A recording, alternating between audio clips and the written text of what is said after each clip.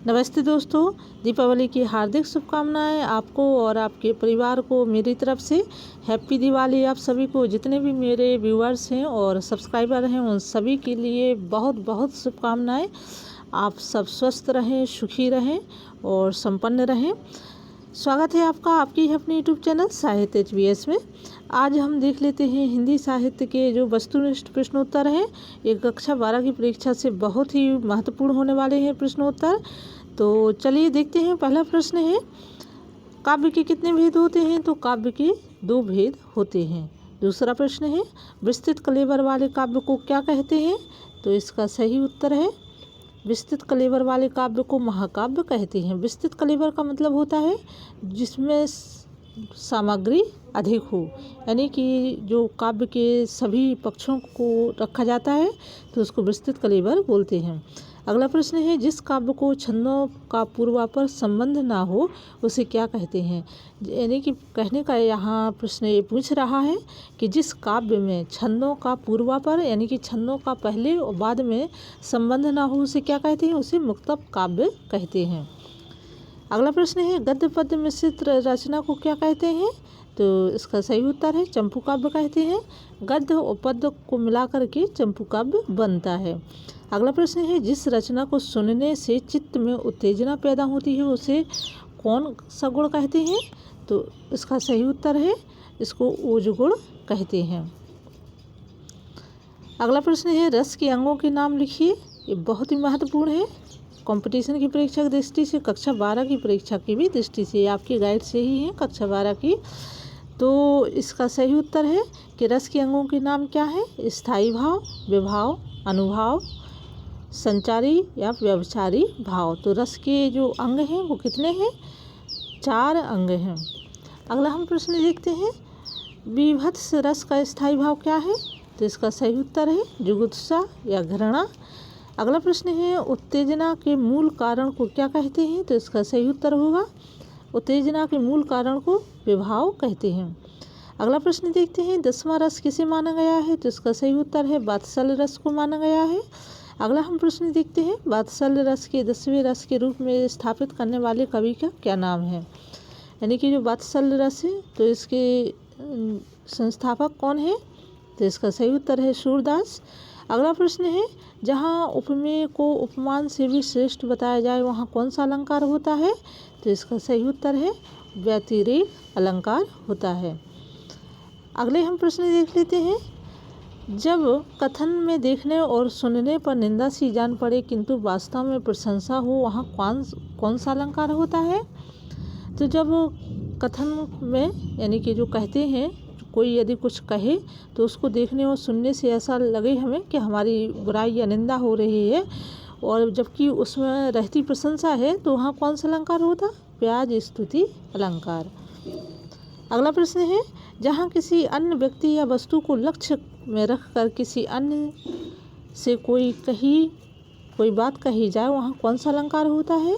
तो वहाँ पर अन्योक्ति अलंकार होता है। अगला प्रश्न है, रोला और लाला के संयोग से कौन सा छंद बनता है? तो मोस्ट इम्पोर्टेंट प्रश्न है, रोला और लाला के संयोग से छप्पय छंद बनता है। दुर्मिल सवैया का दूसरा नाम क्या है? तो इसका सही उत्तर है चंद्रकला है। आधुनिक काल में 2 महाकाव्यों के नाम लिखिए, प्रिय प्रवास और कामायनी। ये आधुनिक काल के महाकाव्य हैं। प्रिय प्रवास अयोध्या सिंह उपाध्याय हरिओद ने लिखा और कामायनी जयशंकर प्रसाद ने लिखी। अयोध्या सिंह उपाध्याय हरिओद द्विवेदी हुए थे। कामायनी के लेखक जयशंकर प्रसाद छायावाद के आधार स्तंभ माने जाते हैं। हम अगला प्रश्न देख लेते हैं, अति लघु उत्तरीय प्रश्न है, हिंदी में 2 महाकाव्यों के नाम लिखिए। तो हिंदी के 2 महाकाव्य हैं रामचरितमानस और पद्मावत, हिंदी के सर्वश्रेष्ठ महाकाव्य माने गए हैं। इसमें रामचरितमानस जो है विश्व का सर्वश्रेष्ठ महाकाव्य माना गया है। इसके लेखक हैं तुलसीदास। पद्मावत के लेखक हैं जायसी। अगला प्रश्न है, वाक्यम रसात्मकम काव्यम किसकी परिभाषा है?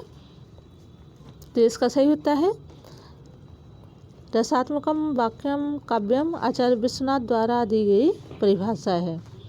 अगला हम प्रश्न देखते हैं, पंडित राज जगन्नाथ ने काव्य की क्या परिभाषा दी है? तो इसका सही उत्तर है पंडित राज जगन्नाथ ने काव्य की परिभाषा देते हुए लिखा है रमणीयार्थ प्रतिपादकाः शब्दाः काव्यम, अर्थात रमणीय अर्थ का प्रतिपादन करने वाले शब्द ही काव्य कहलाते हैं। निम्नलिखित पंक्ति में गुण बताइए। तो इसका हमें गुण बताना है कि 3 गुण होते हैं, ये आपको पहले प्रीवियस वीडियो में बता चुके हैं। तो हे प्रभु आनंददाता ज्ञान हमको दीजिए, तो इस पंक्ति में कौन सा गुण है? प्रसाद गुण है। प्रसाद गुण का मतलब होता है कि जिसमें ना कठोर वर्णों का प्रयोग हो और हमें पढ़ने और सुनने में आनंददायी लगे, अच्छी लगे, सादा सिंपल सरल वाक्य हो, तो वहाँ पर प्रसाद गुण आ जाता है। ओज गुण में कोई 2 पंक्ति लिखिए। तो यहाँ पर ओज गुण की 2 पंक्तियाँ लिखी हैं। ओज का मतलब होता है वीरता, उत्साह से भरपूर गुण। पंक्तियाँ हैं बुंदेले हर बोलों के मुख हमने सुनी कहानी थी, खूब लड़ी मर्दानी वह तो झांसी वाली रानी थी। ठीक है, ये कैसे है? ये बुंदेले हर बोलों के मुख हमने सुनी कहानी थी, ओज गुण से परिपूर्ण पंक्तियाँ हैं और ये वीरता से युक्त हैं। और इसकी लेखक कौन है? सुभद्रा कुमारी चौहान इसकी लेखिका है। अगला प्रश्न है वीररस पूर्ण काव्य में किस गुण की अधिकता रहती है? तो जो वीर रस की काव्य होते हैं, काव्य रचनाएं होती हैं, उसमें किस गुण की अधिकता होती है? ओज गुण की अधिकता होती है। अगला प्रश्न है मधुर गुण से युक्त काव्य में कैसे वर्णों का प्रयोग होता है?